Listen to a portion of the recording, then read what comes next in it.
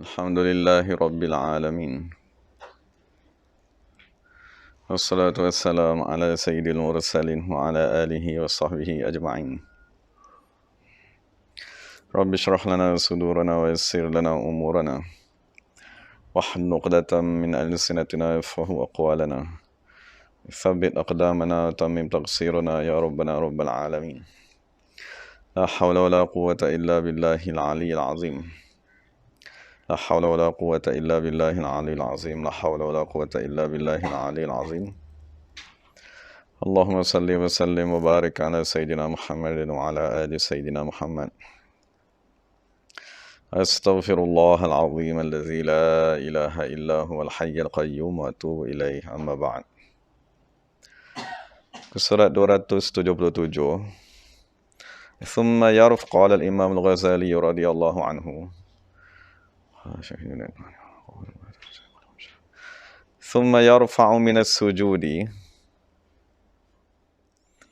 فيطمئن جالسا معتدلا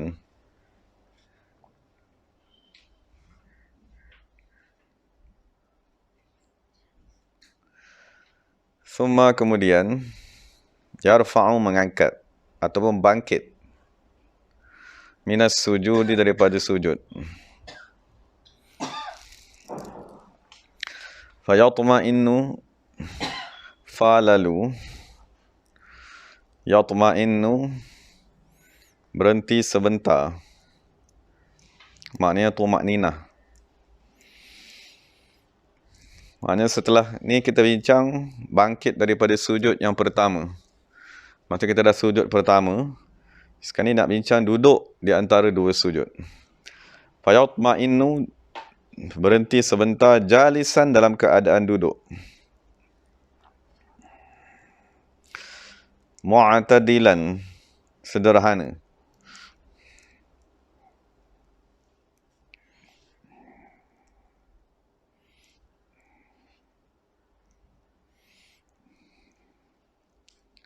fayarfa'u lalu mengangkat ra'sahu kepalanya,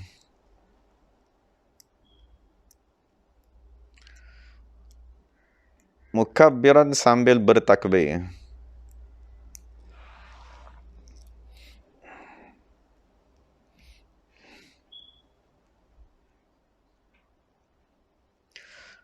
wa yajlisu dan duduk, ala atas, rijlihi kakinya,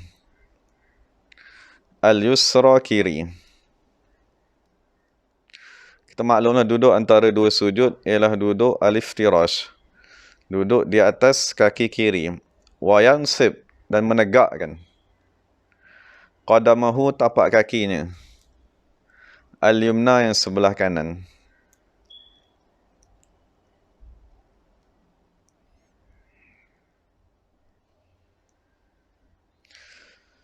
Wa yada'u dan meletakkan, yadaihi kedua-dua tangannya, ala atas, fakhidhaihi dua pahanya,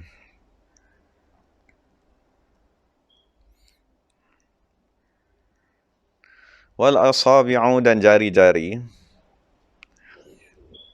mansyuratun diluruskan ke hadapan,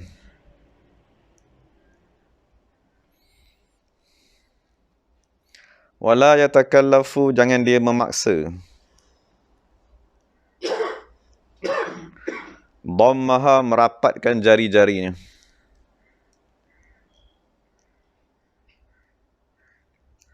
wala dan tidak juga tafrijaha merenggangkan jari-jarinya. Ya? Tak, masa kita duduk, masa antara dua sujud tu, tangan letak je macam ni. Jangan rapatkan, jangan buka kan. Letak je. Macam mana tangan tu dia terletak macam tu lah. Jangan dipaksa rapat, jangan dipaksa buka.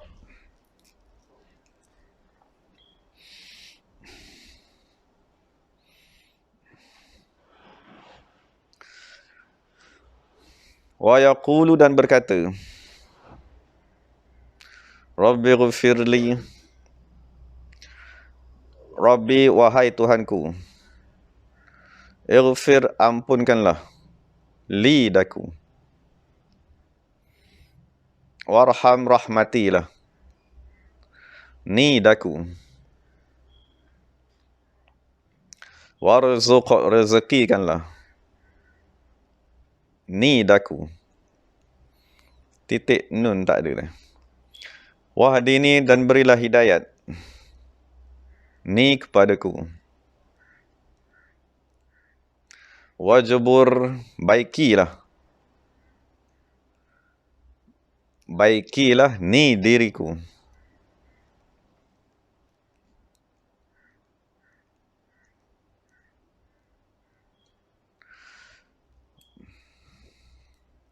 Wa'afini, selamatkan daku. Wa'fu, hapuskanlah dosa. Ani, daripadaku.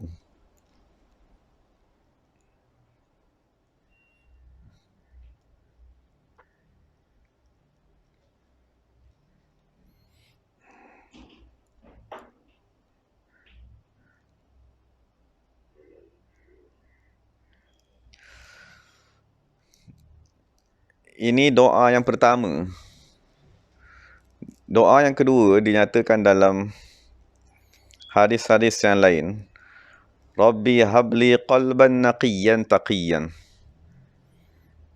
Doa juga.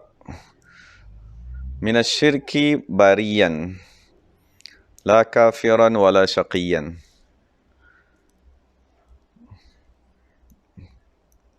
Doa yang ketiga. Rabbi ghfir warham wa tajawaz amma ta'lam. Innaka antal a'azzul akram. Doa yang keempat ni semua dah hafal lah. Rabbana atina fid dunya hasanah wa fil akhirati hasanah wa qina azabannar. Dari itu 4 doa yang disunatkan baca semasa bila? Duduk di antara 2 sujud. Maksudnya duduk di antara 2 sujud ni tiada tasbih, tiada tahmid, tiada baca Quran. Bahkan dia sepenuhnya ialah doa. Dan kalau doa yang kita tulis dekat sini ni, maksudnya yang Imam Ghazali tulis ni, dia ialah penghimpun segala doa. So, kalau kita baca Rabbi firli, kalau doa biasa kan panjang. Rabbi firli zunubi, ma qaddamtu wa ma akhartu, wali walidayya, walil mu'minina wal mu'minat. Tapi semua dia punya perincian doa-doa tu semuanya dipadam. Dia ambil isi penting. Ampunkan dosa, rahmati, rezeki, hidayat, baiki daku, selamatkan daku, hapuskan dosa. Kesan dosa tu. Maknanya, kalau ada 10 ringkasan doa, 10 ringkasan doa tu diletakkan di dalam.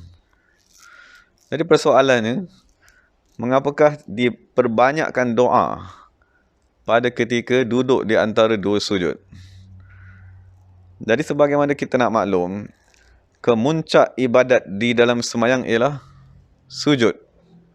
Berdiri, tegak, rukuk, separuh, sujud tu paling rendah sekali. Jadi setelah kita melaksanakan kesempurnaan ibadat, iaitu sujud, maka di penghujung daripada ibadat ialah apa ni? Doa. Jadi apabila kita habis sujud pertama tu, pergerakan sembahyang sebenarnya dah siap. Kita dah berdiri, kita dah rukuk, kita dah sujud. Maknanya set pertama tu dah habis. Jadi apabila dah habis set yang pertama, sebab itulah disuruh doa sebanyak-banyaknya. Moga-moga diterima. Sebab ibadat kita dah sempurnakan, dan di penghujung kesempurnaan satu-satu ibadat ialah waktu mustajab doa. Jadi habis, dah berdiri, dah baca Fatihah semua, rukuk dah bertasbih, sujud pun dah bertasbih, maka ambillah peluang untuk berdoa. Maka sebab itulah masa duduk di antara 2 sujud ni, dihimpunkan segala doa. Jadi kalau doa ni yang kita dah biasa hafal ni, bacalah. Cuma hafal maknanya sekali. Lepas tu tambahlah dengan, kalau tak ingat doa lain tu, Rabbana atina fid dunya hasanah. Baca doa tu.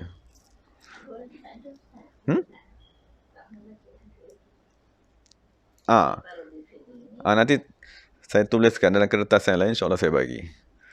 Supaya kita boleh amalkan. Jadi secara umumnya, selepas habis sujud, dia ialah tempat apa? Tempat doa.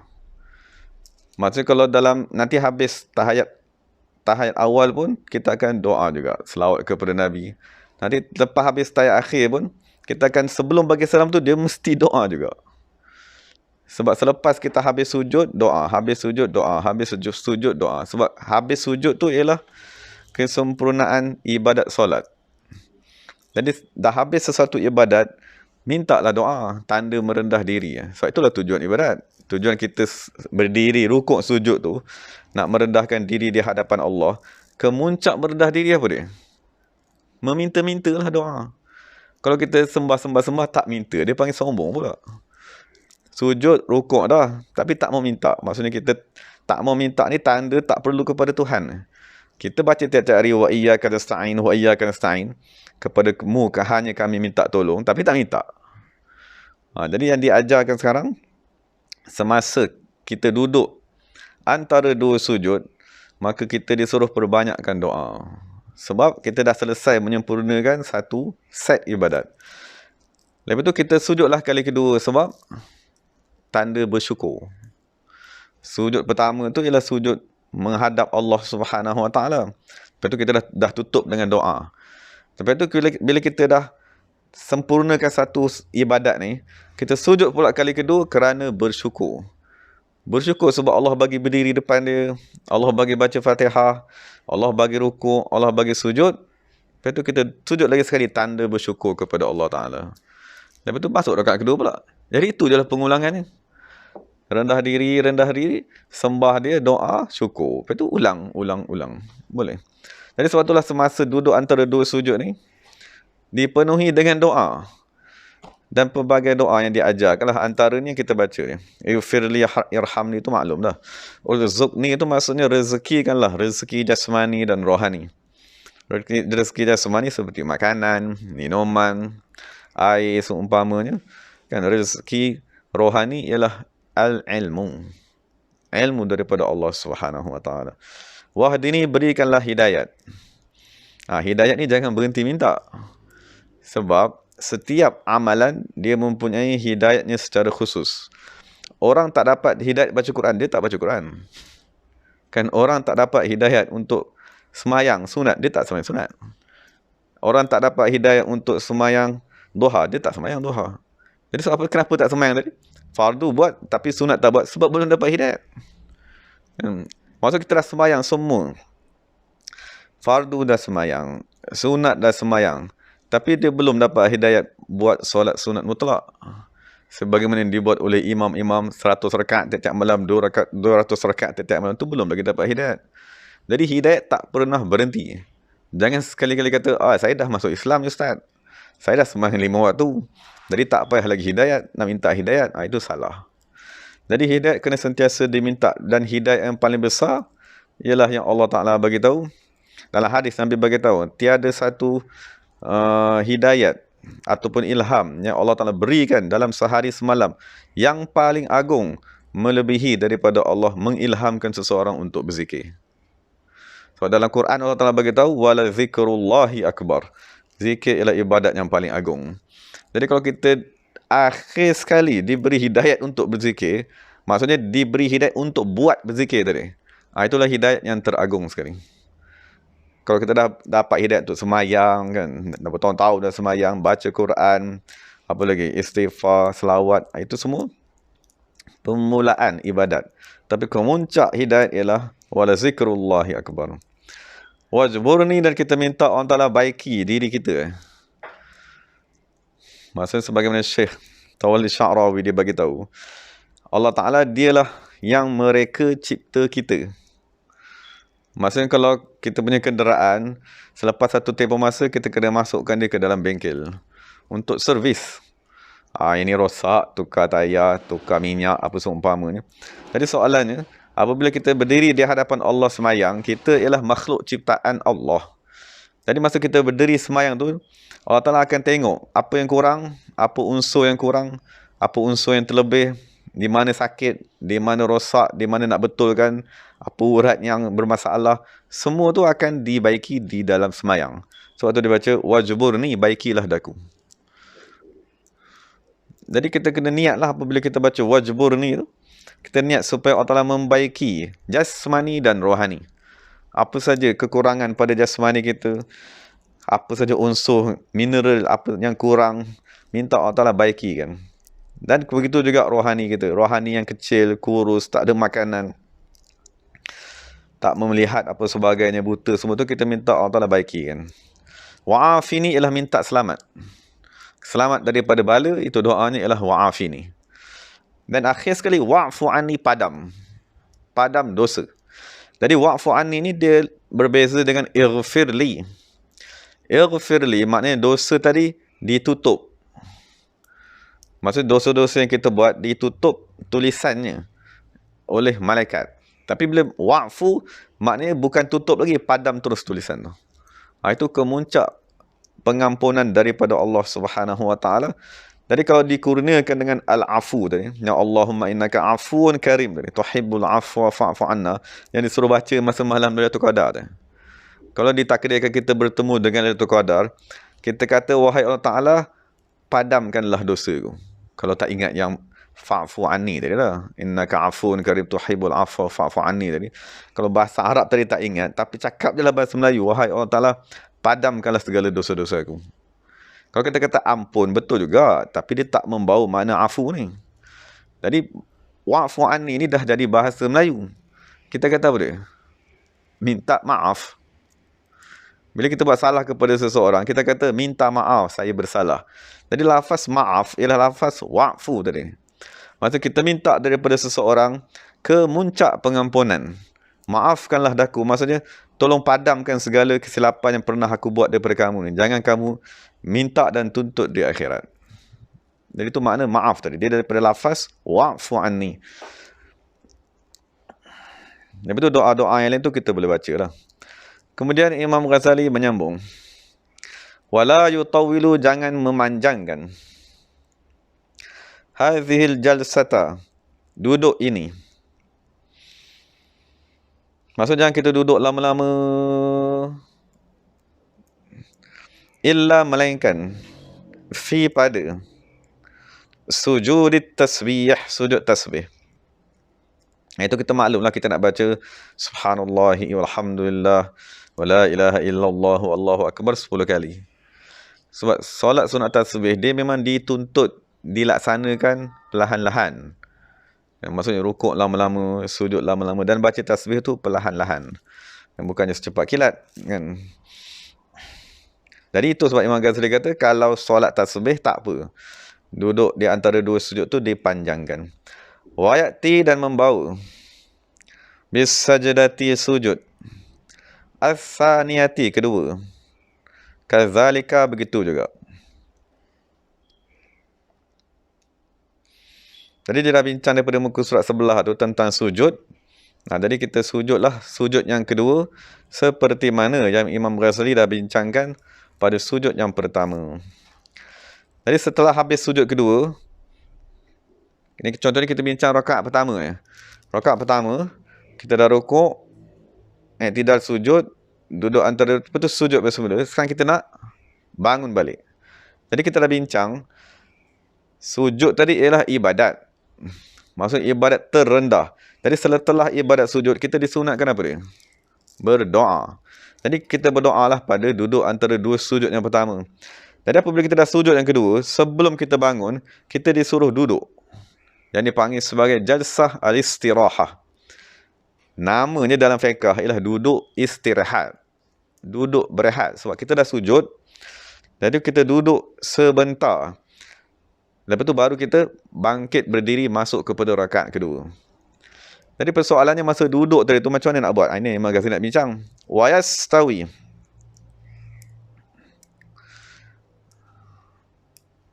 Bangkit. Minha, daripada sujud kedua. Jalisan, duduk. Jalsatan, duduk. Khafifatan, yang ringan. Lil istirahati, untuk rehat.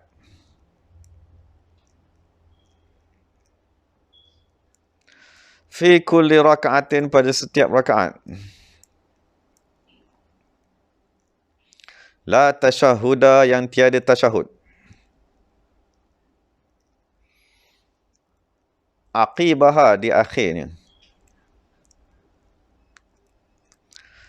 Maksudnya rakaat yang ada tasyahud ialah rakaat kedua dan keempat.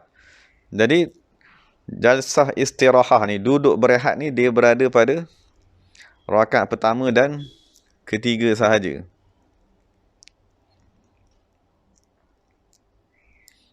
Thumma yaqumu, kemudian bangkit. Maksud bila dah duduk sebentar, thumma yaqumu, kemudian baru dia bangkit berdiri. Fayada'u, lalu meletakkan al-yada, tangan, alal ard, di atas tanah. Mana cara nak bangkit? Masa kita duduk tu, kita letak tangan ke depan. Lepas tu tolak. Dengan tangan tadi tu tolak badan naik ke atas. Wala yuqaddimu, jangan mengkehadapankan. Ihda rijlaihi, salah satu daripada dua kakinya. Fi hali, pada ketika.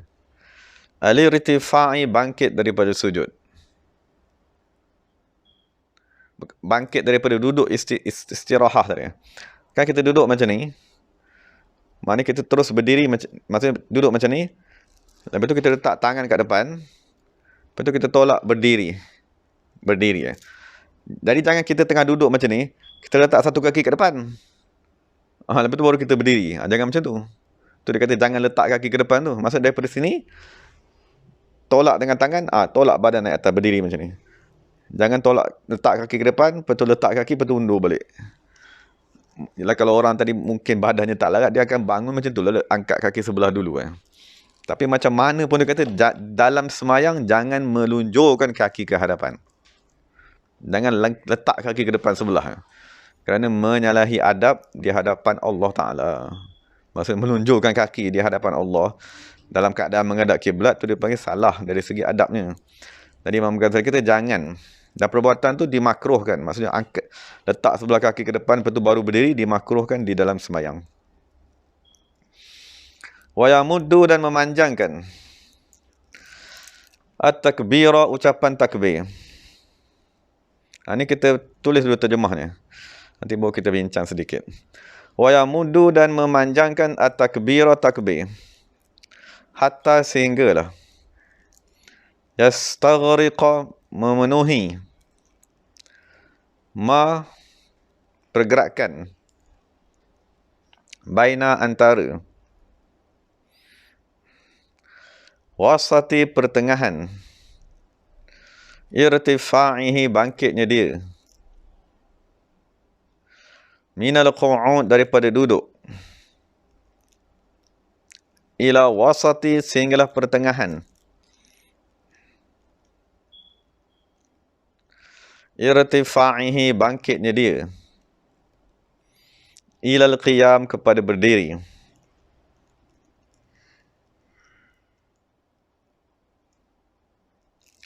Bihaitsu, dengan sekira-kira, takunu, adalah. Al-ha'u, huruf ha. Min qawlihi, daripada perkataannya. Allah, inda, pada ketika. Istiwa'ihi, sempurna dia. Jalisan, duduk. Istiwa tu maksudnya bangkit. Pada ketika bangkitnya dia, jalisan, semasa sedang duduk tadi. Wa kafu akbar, dan huruf kaf bagi lafaz akbar. Inda, ketika. I'timadihi, bergantungnya dia.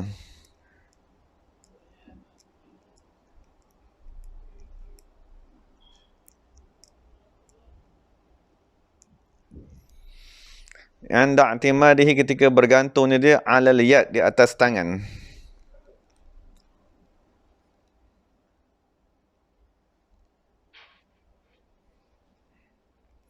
Lil qiyam untuk berdiri.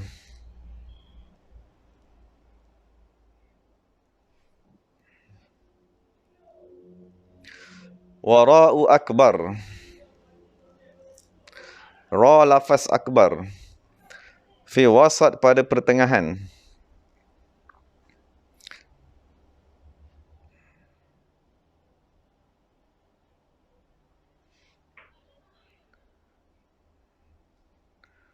Irtifa'ihi bangkitnya dia. Ilal qiyam kepada berdiri.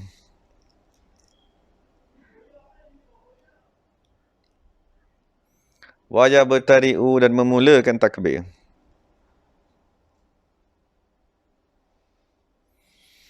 Fi wasati pada pertengahan. Irtifa'ihi bangkitnya dia. Ilal qiyam kepada berdiri. Hatta supaya.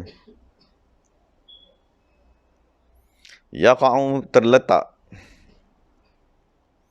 At-takbiru takbir. Fi wasat pada pertengahan. Intiqalihi berpindahnya rukun.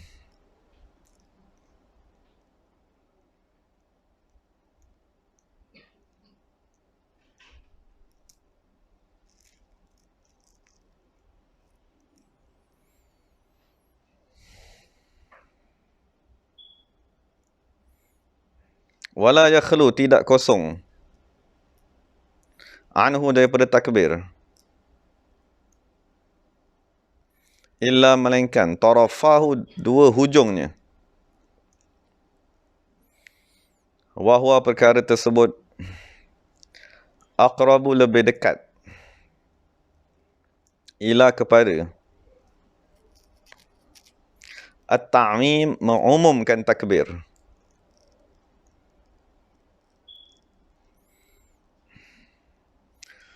Wa yusalli dan solatlah dia. Ar-raka'ata raka'at.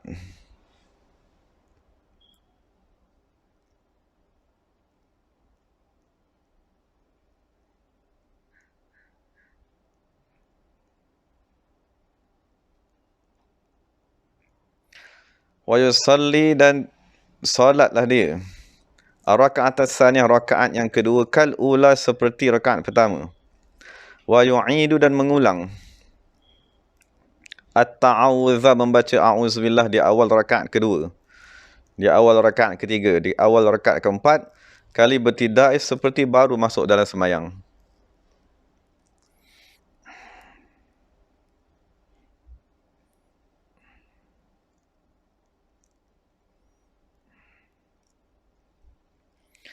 Jadi cuba betulkan balik terjemahan dari tu. Penulis dia gunakan lafaz yastawi. Yastawi ni maknanya duduk. Tengok baris kelima tu. Wa yastawi minha jalisan. Jumpa tak wa yastawi ni? Yastawi tu terjemahkan duduk. Wa yastawi dan duduk. Minha daripada sujud yang kedua. Maknanya kita dah sujud yang kedua, yastawi kita duduk. Dia panggil duduk rehat tadi. Sama juga yang baris bawah tadi tu. Wa qauluhu Allah 'inda istiwa'ihi jalisan. Ketika dia duduk, istiwa tu maknanya duduk, jalisan dalam keadaan duduk sempurna.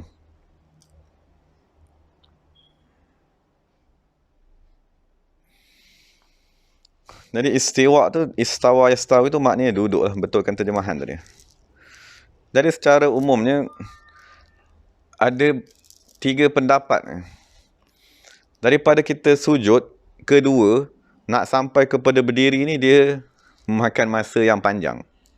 Panjang lah sebab kita nak bangun, tambah kalau orang tadi ada masalah kesihatan kaki, lutut dan seumpamanya. Jadi dia ada beberapa pendapat. Pendapat pertama dia kata duduk dulu, duduk istirahat. Duduk betul-betul, masa nak bangun baru takbir. Jadi daripada sujud kepada duduk tak ada takbir. Tu pendapat pertama. Pendapat kedua, dia terbalik. Maksudnya, Allahu Akbar, berdiri, diam. Tu pendapat kedua. Jadi pendapat ketiga, daripada sujud tu, Allahu Akbar sampai berdiri. Terus. Daripada bangun saja bergerak sujud, sampai kepada berdiri, dia memanjangkan takbir. Tapi, memanjangkan takbir tu, maksudnya dalam kitab dia bagi tahu, dia tak boleh melebihi 7 alif. Maksudnya kita nak panjangkan Allah panjang macam mana pun, dia tak boleh melebihi 7 alif. Dan 7 alif berapa harakat? 14. Maksud tak boleh melebihi 14. Kiranya lebih daripada 14, dia akan membatalkan sembahyang. Sebab tu Imam Ghazali kata, duduk dulu. Okay, jadi sekarang ni kita dah bincang. Selepas sujud pertama, kita duduk antara dua sujud, kita akan baca doa. Rabbi firli warham ni sampai habis. Lepas tu kita sujud kedua. Daripada sujud kedua ni, masa kita duduk istirahah ni, jadi imam dalam mazhab seperti Syekh Jamal kan, dalam dia punya hasyiah ni, dia kata, disebabkan kita duduk tadi kita dah tak ada bertakbir, jadi kata kita duduk, kita bacalah doa. Seperti mana doa dalam duduk di antara dua sujud yang pertama tadi. Tapi jangan baca semua. Masa kita duduk, kita baca Rabbi firli warhamni, lepas tu kita bangkit. Maksudnya baca doa yang pendek tadi. Sekurang-kurangnya Rabbi firli warhamni. Kita niatlah, maksudnya kita dah sujud yang kedua, kita duduk sekejap, Rabbi firli, lepas tu baru kita bersedia untuk bangkit ke atas.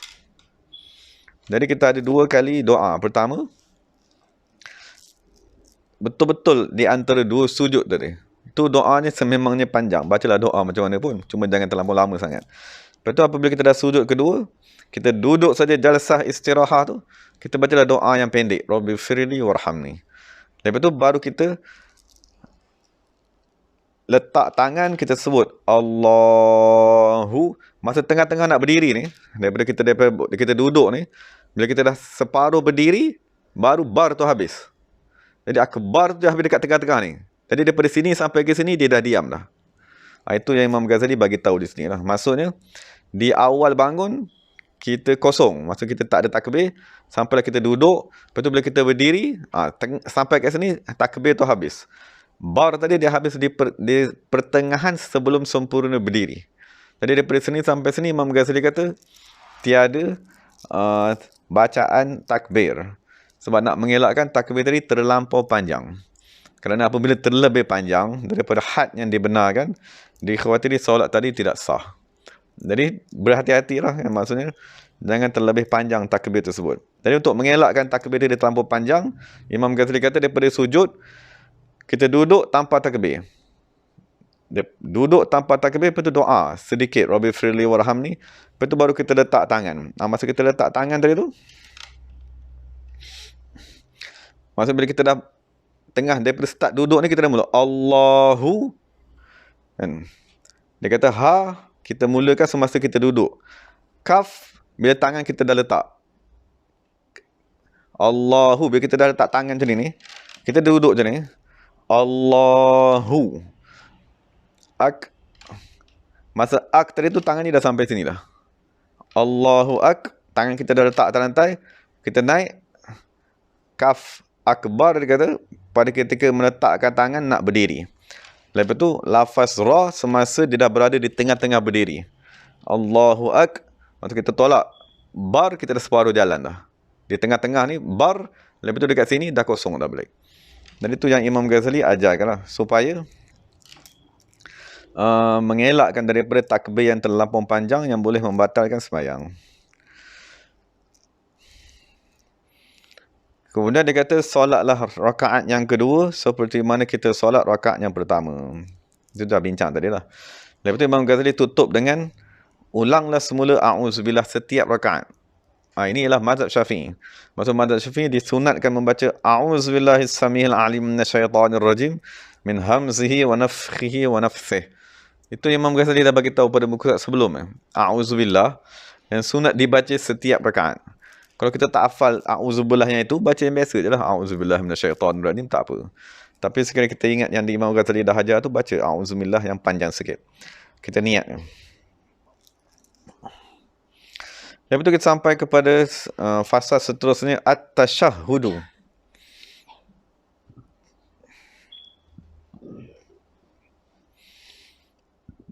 Jadi at-tashahhud bermakna qaulu kalimatit tauhid. Qaulu maknanya mengucapkan kalimatit tauhid, kalimat tauhid.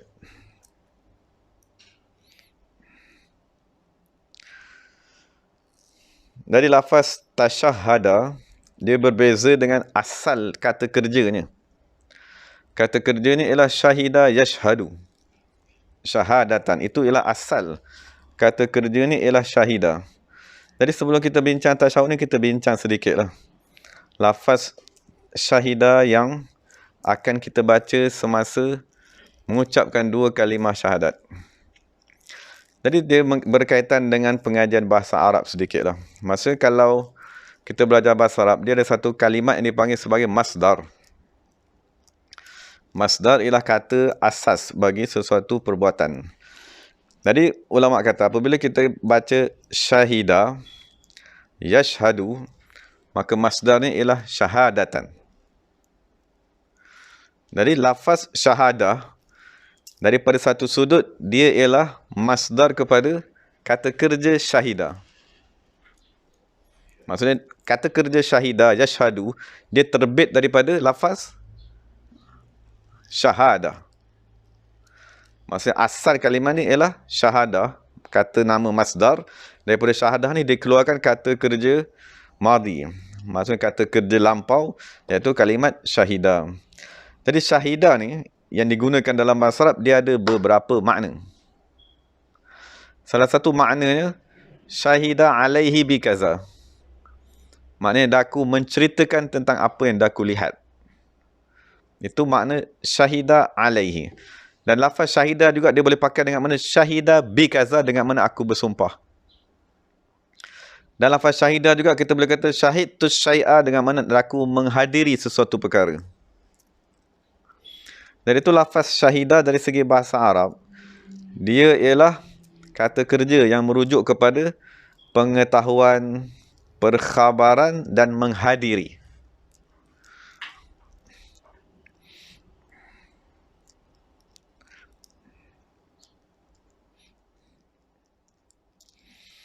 Okay, sekarang kita nak bincang penggunaan lafaz syahidah di dalam tasyahud.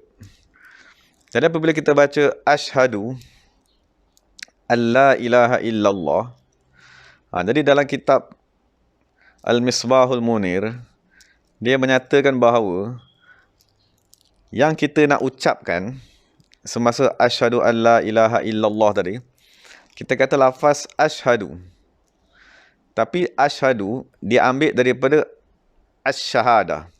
Tapi dia nak bagi tahu asy-syahadah yang kita gunakan dalam mengucap dua kalimah syahadat, syahadah ni dia diambil dari, dia merujuk kepada al-musyahadah, penyaksian dengan penglihatan. Maksudnya asal yang kita nak ucapkan semasa kita mengucap asyhadu ialah usyahidu. Jadi lafaz usyahidu, dia punya kata masdar ni ialah musyahadah. Tapi dalam bahasa Arab, daripada lafaz musyahadah tadi, dikeluarkan lafaz asy-syahadah. Jadi asy-syahadah ni dia ialah isim masdar kepada al-musyahadah. Sebagaimana lafaz syahadah, dia ialah masdar kepada syahidah, dia juga ialah isim masdar kepada al-musyahadah. Sebagaimana orang mati syahid sebenarnya kita kata orang istishhad. Istishhad ialah mati syahid. Tapi kita kata dia dikurniakan dengan syahadah. Sebenarnya kita kena kata dia dikurniakan dengan istishhad. Maknanya mati syahid. Tapi sekarang lafaz syahadah, dia dah dijadikan isim kepada istishhad. Dia panggil isim masdar. Jadi lafaz syahadah, dia isim masdar kepada dua. Satu isim masdar kepada istishhad dengan makna mati syahid. Satu dia isim kepada masdar al-musyahadah yang bermaksud penyaksian antara makhluk dan Tuhannya. Jadi apabila kita baca asyhadu, pertama sekali kita dah faham dia mengandungi makna musyahadah. Penyaksian antara Allah Subhanahu Wa Taala dengan makhluknya. Dan kedua lafaz asyhadu, dia mempunyai makna sumpah. Dan apabila kita kata asyhadu, seolah kita kata aku bersumpah, aku bersaksi. Dan lafaz asyhadu digunakan dengan kata kerja mudhari'. Semasa. Mengelakkan daripada kita kata syahid tu, maksudnya merujuk kepada perkhabaran perkara yang telah lalu. Jadi apabila kita nak mengucap, kita disuruh menggunakan lafaz asyhadu. Sebabnya ada 3. Pertama, lafaz asyhadu dia merujuk kepada makna asal, iaitu al-musyahadah. Lafaz asyhadu dia mempunyai makna sumpahan. Dan lafaz asyhadu dia merujuk kepada kata kerja sekarang. Maksudnya sekarang daku menyaksikan, dan sekarang daku bersumpah, dan daku menyaksikan, Allah menyaksikan daku, dan daku menyaksikan Allah, la ilaha illallah Muhammadur Rasulullah. Jadi ulama kata disebabkan 3 makna ni, asyhadu merujuk kepada musyahadah, asyhadu mempunyai makna sumpahan, asyhadu ialah kata kerja mudhari' sekarang, maka lafaz tu disyaratkan apabila kita mengucap. Walaupun semasa mengucap, asyhadu tu dia sama makna dengan a'lamu, daku mengetahui, ataupun atayaqqadu, daku yakin. Maksud bila kita kata asyhadu tu sama dengan kita kata a'lamu alla ilaha illallah wa anna Muhammadur Rasulullah. Dan sama juga dengan kita kata atayaqqan, daku yakin, la ilaha illallah wa anna Muhammadur Rasulullah. Tapi disebabkan a'lamu dengan atayaqqan, dia tak akan merujuk kepada makna-makna yang diberitahu tadi tu. Maksud tak akan ada pecahan daripada lafaz musyahadah, tak pernah digunakan dengan makna sumpah. Jadi dia hanya semata-mata merujuk kepada keyakinan dan pengetahuan. Jadi sebab itulah di dalam syariat dikhususkan satu-satunya lafaz apabila kita mengucap ialah lafaz asyhadu. Dan tidak sah sekiranya dalam sembahyang tadi kita tukar asyhadu tu dengan lafaz-lafaz yang lain. Jadi rahsianya sebagaimana dinyatakan dalam kitab Misbahul Munir tadi, lafaz asyhadu dia merujuk kepada al-musyahadatu, al-qasam dan al-mudhara'ah. Maksudnya penyaksian dua pihak. Dan kedua ialah makna sumpahan, dan dia merujuk kepada kata kerja semasa. Maksudnya kita bila kata asyhadu, kita mengakui sekarang. Daku menyaksikan, bukan dulu. Kan dulu memang kita dah menyaksikan Allah Ta'ala di alam roh tadi. Bala syahidna tu. Dulu kita dah menyaksikan Allah Ta'ala. Jadi bila kata syahidna, berkemungkinan dia merujuk kepada perjanjian ataupun penyaksian yang telah lalu. Jadi digunakan lafaz mudhari', iaitu asyhadu. Jadi itu sedikit tentang makna at-tasyahud. Jadi at-tasyahud ni ialah mengucapkan lafaz tadi. Jadi apabila kita mengucapkan lafaz asyhadu an la ilaha illallah, maksudnya kita tadi membuat pengakuan. Bila kita kata asyhadu, kita membuat pengakuan di hadapan Allah Subhanahu Wa Taala bahawa daku bersaksi Allah Taala ialah Tuhan dan Nabi Muhammad ialah pesuruh Allah Subhanahu Wa Taala. Jadi kita sambung. Summa, kemudian yatashahhad, membaca tasyahud. Fir rakaati, pada rakaat. As-saniyati, yang kedua. At-tashahhud al-awwala, tasyahud awal. Thumma, kemudian yusalli, berselawat ala Rasulillah sallallahu alaihi wasallam, kepada Rasulullah sallallahu alaihi wasallam, wa ala alihi, dan kepada ahli keluarganya. Wa yada'u, dan meletakkan yadahul yumna, tangan kanannya, ala fakhidhihi, atas pahanya, al-yumna, kanan. Maknanya tangan kiri sebelah kiri lah. Wa yaqbidu, dan menggenggam as-sabi'ahu, jari-jarinya, al-yumna, yang kanan, illal musabbihata, kecuali jari telunjuk. Maksudnya kita duduk tasyahud awal, kita letak di atas paha tu, genggam semua. Genggam semua kecuali jari ni ditunjuk, dilepaskan ke hadapan. Ni kata genggam semua, tapi dia kata kat sini boleh juga wala ba'sa, tidak mengapa, bi'irsali, melepaskan al-ibham, ibu jari, aidan juga. Maksud boleh juga kita lepaskan macam ni, biarkan dia lurus lah, dua-dua ni lurus ke depan. Wa yushiru, dan dia mengisyaratkan. Bimusabbihati, dengan jari telunjuk. Yumnahu, kanannya. Wahdaha, sahaja. Inda, ketika. Qawlihi, perkataannya. Illallah. Illallah. La, tidak. Inda, ketika. Qawlihi, perkataannya. La ilaha. Maksud bila kita dah duduk macam ni, asyhadu an la ilaha, ni jangan gerakkan lagi. Maksud kita hanya gerakkan ni ke atas apabila kita sebut illallah. Asyhadu an la ilaha illallah, dan pada ketika itu mata disunatkan memandang. Pandang kepada jari ni dan kekal memandang jari ni sampai kita bangun kepada rakaat yang ketiga. Ataupun sampai kita tadi memberi salam. Jadi dinyatakan dalam kitab-kitab yang lain. Maksudnya apa faedah angkat ni?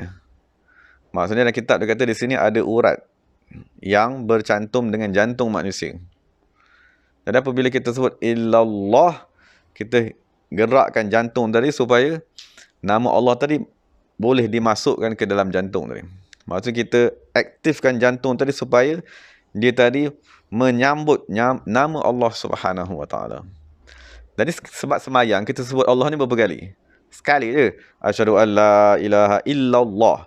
Jadi angkatnya sekali je lah. Tapi kalau kita nak berzikir, kita nak sebut Allah banyak kali, maka setengah ulama disuruh gerakkan ni banyak kali. Allah, Allah, Allah, Allah, Allah, Allah, gerakkan banyak kali. Sebab dalam semayang kita hanya sebut sekali. Jadi kalau kita nak berzikir dengan lafaz Allah banyak kali, kita letak sesuatu tasbih ataupun kita gerakkan saja. Allah, Allah, Allah, Allah, Allah. Supaya hati kita di dalam tu cepat hidup. Cepat bangkit, diaktifkan supaya dia boleh menyebut nama Allah Subhanahu Wa Taala. Jadi pergerakan jari ni, dia ialah latihan yang kita ambil daripada semayang.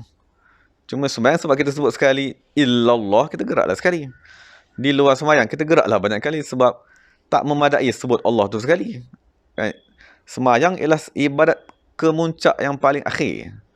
Sememangnya orang tadi hatinya dah hidup. Jadi kalau dia sebut illallah, sebelum dia sebut illallah pun hatinya dah sebut Allah. Selepas dia sebut illallah pun hati dia memang dah sebut Allah. Cuma dia nak isyaratkan supaya jangan lupa. Tapi kita yang hati kita belum ingat kepada Allah, kita gerakkanlah banyak kali. Kan letaklah tasbih, tariklah Allah, Allah, Allah, Allah, Allah.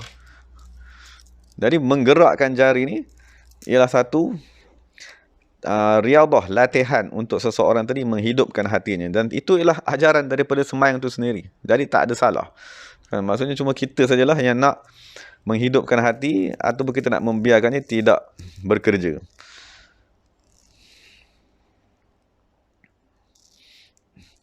Maksudnya salah seorang syekh yang dah meninggal, iaitu Syekh Muhammad Alawi Maliki di Mekah. Syekh Alawi Maliki bapa dia. Maksudnya dia adalah salah seorang ahli zikir yang amat kuat. Maksudnya dia sentiasa menggerakkan jari dia ni. Maksudnya apabila dia meninggal dunia pun, dia dah nyawa dia dah tercabut, jari dia masih lagi bergerak. Tanda dia tadi mengingati Allah Ta'ala. Lepas tu anak dia pegang tangan dia, baru berhenti. Jadi menggerakkan tangan ni ialah salah satu latihan untuk kita mengingati Allah Ta'ala.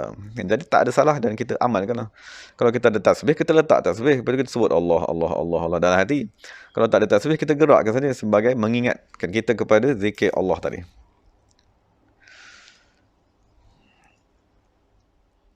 Summa qala wa yajlisu fi hadha at-tashahhud ala rijlihi al-yusra wallahu alam.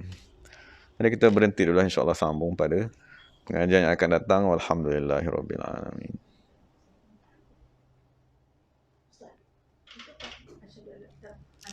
Kita pandang pada ni, sunat pandang sampai kita bagi salam tu. Sampai bagi salam. Bukan kita pandang balik tempat sujud kita tu. Tak. Kita pandang supaya nak ingat kepada Allah ni. Maksudnya kita nak illallah, syaratnya supaya ingat kepada Allah, jangan berhenti. Jadi pandangnya ke sini. Sebab tu dia dipanggil musabbihah.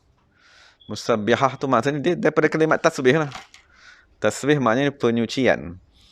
Jadi dia ni dipanggil sebagai jari untuk menyucikan diri kita daripada syirik. Sebab tu kalau kita gerak ni, dia tolong buat kerja, menyucikan tadi. Kan dia akan menggerakkan hati kita tu, jantung di dalam, supaya dia boleh menerima nama Allah tadi masuk. So kalau hati tu mati, dia tak boleh terima nama Allah tadi kat dalam. Jadi kita nak kena bangkitkan hati tu. Bangkitkan hati tadi supaya boleh menerima nama Allah Subhanahu Wa Taala. Jadi pandang kepada dia ni maksudnya ingatan kepada hati kita supaya menyebut Allah, Allah, Allah. Sebab dia ialah isyarat kepada qalbun tadi. Sebab tu ulama kata kat sini dia ada urat yang sememangnya bersambung dengan qalbun. Dia nak suruh pandang ke jantung ni susah. Pandanglah kat sini. Supaya kita sepatutnya bila kita dah ialah kalau kita memang belum mengingati Allah, sepatutnya rakaat pertama dan rakaat kedua mesti dah sampai rakaat kedua tu sepatutnya zikir dalam hati dah hidup lah. Kalau kita memang dah berlatih berzikir tadi, sepatutnya bila kita sebut illallah tu, kalau hati tu tak hidup, sepatutnya masa tu dia hidup lah. Sebab tu kena latih berzikir sebelum kita tadi semayang. Sekurang-kurangnya bila kita gerakkan jari tu, kita akan menghidupkan hati semula. Wallahualam.